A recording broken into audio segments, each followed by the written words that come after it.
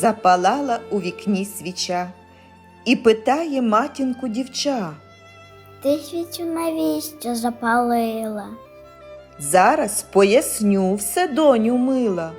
То не свічка у вікні горить, а народу пам'ять пломенить про жахливі голоду роки. Ось тому й запалюєм свічки.